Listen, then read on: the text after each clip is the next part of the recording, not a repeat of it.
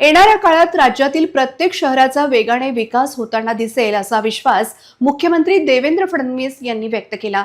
लाडकी बहीण योजना बंद होण्याच्या खोट्या प्रचाराला कोणी बळी पडू नका। जोपर्यंत देवाभाऊ आहेत तोपर्यंत लाडकी बहिणीचा लाभ मिळेल असे आश्वासन मुख्यमंत्र्यांनी आज दिले। लाडकी बहीण योजना बंद होणार असल्याचा खोटा प्रचार विरोधकांकडून करण्यात आला, मात्र ही योजना सुरू होती, सुरू आहे आणि पुढेही सुरूच राहणार आहे।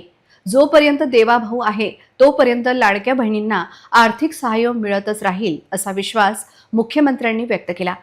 प्रत्येक जिल्ह्यात उमेद भवन उभारून बचत गटातील महिलांना त्यांच्या उत्पादनाची अधिकृत विक्री सुविधा उपलब्ध करून देण्यात येईल।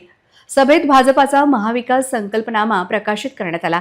या सभेला पालकमंत्री ॲडव्होकेट आकाश फुंडकर, खासदार अनुप धोत्रे, आमदार रणधीर सावरकर, राष्ट्रवादी काँग्रेसचे प्रवक्ते आमदार अमोल मिटकरी, माजी गृहराज्यमंत्री डॉक्टर रणजित पाटील, माजी मंत्री दशरथ भांडे, आमदार वसंत खंडेलवाल, आमदार प्रकाश भारसाखळे, आमदार हरीश पिंपळे, माजी महापौर विजय गरवाल, जयंत मसने, गिरीश जोशी यासह मोठ्या संख्येने पदाधिकारी व नागरिक उपस्थित होते। मध्यवर्ती वाणिज्य संकुल आणि बस स्थानक याच्याकरता 138 कोटी रुपयाची जागा ही देखील आपण सगळे पैसे त्याचे रद्द करून मोफत उपलब्ध करून दिली आहे। पण आता 1 वर्षापेक्षा जास्त काळ झाला लाडकी बहीण योजना सुरूच आहे आणि लाडक्या बहिणींनो, जोपर्यंत तुमचा देवाभाऊ मुख्यमंत्री आहे लाडकी बहीण योजना सुरूच राहील, ती बंद होणार नाही।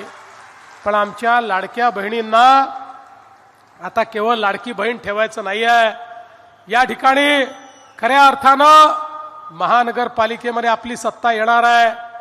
आता आपल्या मोदीजींनी सांगितलंय आपल्या बहिणींना आपल्याला लखपती दीदी बनवायचं आहे।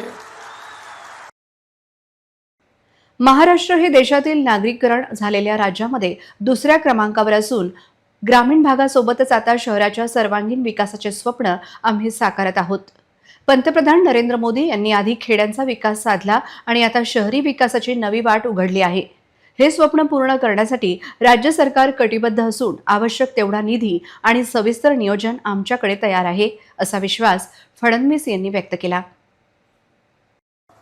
पण 2014 साली ज्यावेळी देशाचे प्रधानमंत्री म्हणून माननीय नरेंद्र मोदीजींनी कारभार स्वीकारला त्यावेळी मोदीजींनी सांगितलं भारत जसा गावात राहतो तसा भारत शहरात देखील राहतो। गावाचा तर विकास करावाच लागेल पण शहराचा विकास देखील करावा लागेल। या देशाच्या इतिहासामध्ये पहिल्यांदा मोदीजींनी शहरांकरता योजना सुरू केल्या आणि मग आपल्याला माहिती आहे स्मार्ट सिटीची योजना, अमृत शहरांची योजना, स्वच्छ भारत शहर योजना, प्रधानमंत्री आवास योजना, शहर योजना, अशा अनेक योजनांच्या माध्यमातून लाखो कोटी रुपये शहरांना द्यायला मोदीजींनी सुरुवात केली आणि पहिल्यांदा देशातली शहरं ही बदलायला लागली।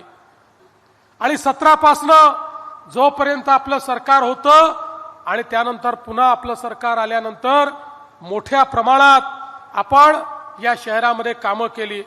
आपल्याला कल्पना आहे शहराची हद्दवाढ झाली, हद्दवाढ झाल्यानंतर 243 कोटीचा आराखडा तयार झाला, त्यातले पहिले 100 कोटी रुपये आपण दिले आणि त्याची कामं आपण त्या ठिकाणी केली।